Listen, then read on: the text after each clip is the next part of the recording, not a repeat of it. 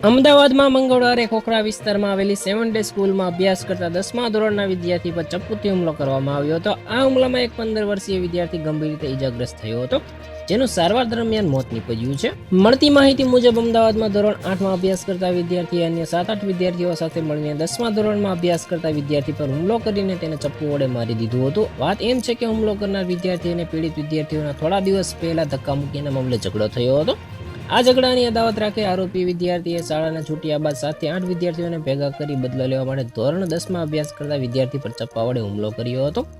ત્યારબાદ વિદ્યાર્થી લોહીલુહાણ થઈ ગયો અને બાદમાં તેને તાત્કાલિક ધોરણે સારવાર અર્થે હોસ્પિટલ ખાતે ખસેડવામાં આવ્યો હતો. જોકે સારવાર દરમિયાન તેનું મોત નીપજ્યું છે.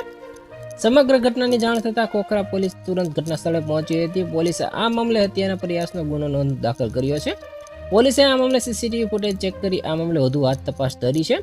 અને અમદાવાદ શહેરના ડીઓ રોહિત ચૌધરીએ જણાવ્યું હતું કે સ્કૂલ દ્વારા અમને બનાવ અંગે જાણ કરવામાં આવી નથી, જેથી અમે સ્કૂલને નોટિસ ફટકારી રૂબરૂ હાજર રહી રિપોર્ટ રજૂ કરવા આદેશ કર્યો છે. તો આના વિશે તમારું શું કહેવું છે, કોમેન્ટમાં જરૂર જણાવજો. આવા જ વિડીયો માટે અમારી ચેનલ સાથે જોડાયેલા રહો.